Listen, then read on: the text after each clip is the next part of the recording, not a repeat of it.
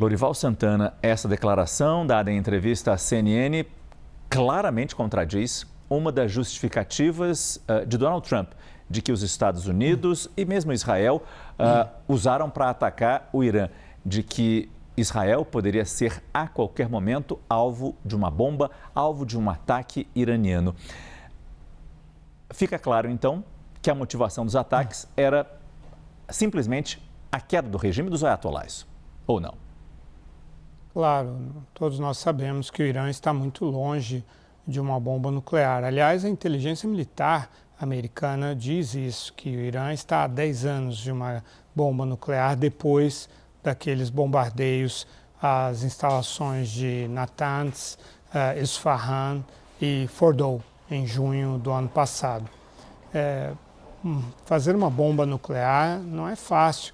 Além do urânio enriquecido a mais de 90%, e o Irã tem apenas até 60%, mas além de o urânio enriquecido, é preciso ter o gatilho, que é algo extremamente sofisticado, é preciso ter a miniaturização da ogiva, é preciso ter um foguete que seja capaz de voar com esse combustível nuclear, que ele, quando sair da atmosfera e quando voltar para a atmosfera, ele não se auto-incendeia. Então, é uma tecnologia bastante sofisticada. A Rússia poderia fornecer ao Irã?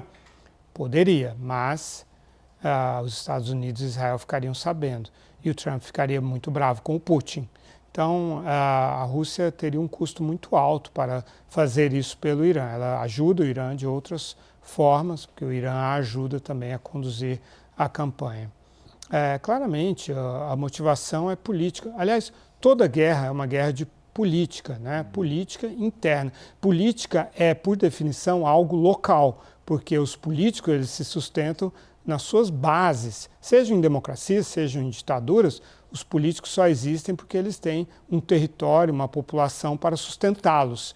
Então, a política sempre segue uma lógica interna. E, nesse caso, são dois países que têm eleições este ano, quase ao mesmo tempo. Israel no dia 26 de outubro, antes dessa campanha, Netanyahu, as chances dele de ganhar essa eleição eram pequenas e para ele o custo é muito grande porque ele tem processos na Suprema Corte por corrupção, porque há muitas acusações contra ele sobre a invasão do Hamas de 7 de outubro de 23, a forma como Israel não estava bem defendida naquele momento, quais eram as prioridades dele ao longo dessa campanha na faixa de Gaza, a crise dos reféns, assim por diante. E o Trump também está com uma popularidade muito baixa, tem eleições de meio de mandato que renovam toda a Câmara e um terço do Senado no dia 4 de novembro. Essas são as principais motivações. Não que o Irã não fosse um regime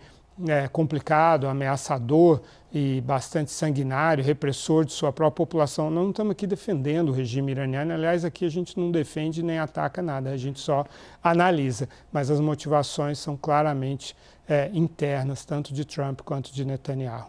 E aí, Lorival, eu trago para você aqui uma informação que saiu no site da CNN, cnn.com, da CNN Internacional, onde fontes foram ouvidas e essas fontes disseram que a CIA está armando forças curdas para tentar fomentar uma revolta popular no Irã. A gente já sabe como isso foi feito no passado, de você municiar muitas vezes seu inimigo, e o inimigo daquele regime local, e depois esse inimigo, essa força, virar contra você. Pergunto o quão real pode ser essa situação neste momento por ali. O povo curdo é um povo que é uma minoria no Irã, 10% da população iraniana, é uma minoria no Iraque, está lá no norte do Iraque, é uma minoria na Turquia também, e é um povo que ao longo de décadas foi usado dessa forma. Inclusive na guerra Irã-Iraque, entre 80 e 88, os ayatolás, a teocracia iraniana também patrocinou grupos separatistas curdos no Iraque para enfraquecer o regime. Então, o próprio presidente Donald Trump falou hoje com o presidente do Partido Democrático do Kurdistão iraniano, Mustafa Hijri, e falou também com líderes curdos no Iraque. E essa é uma operação que, segundo as informações da CNN, está sendo preparada do lado iraquiano da fronteira com o Irã. Então, esses guerrilheiros estão sendo treinados e armados, e a ideia é que haja uma incursão nos próximos dias no oeste do Irã e para desestabilizar o regime iraniano. Então, esse seria o braço das forças terrestres dessa operação. O pivô seria, então, os guerrilheiros curdos que estão preparados para isso. Eles participaram de outras guerras, né? Participaram da guerra na Síria, do lado dos Estados Unidos. Então, essa é uma aliança que já existe há muitos anos. Os Estados Unidos apoiaram os curdos e os árabes liberais, democráticos, contra o regime de Bashar al-Assad na Síria. Os Estados Unidos, lá nos anos 90, foram que fizeram a zona de exclusão aérea para proteger os curdos no Kurdistão iraquiano do massacre de Saddam Hussein. Também eu cobri em 2014 o avanço do exército islâmico, do Estado Islâmico da Síria para o norte do Iraque. Ali, novamente, os Estados Unidos, e ali estão os curdos, né?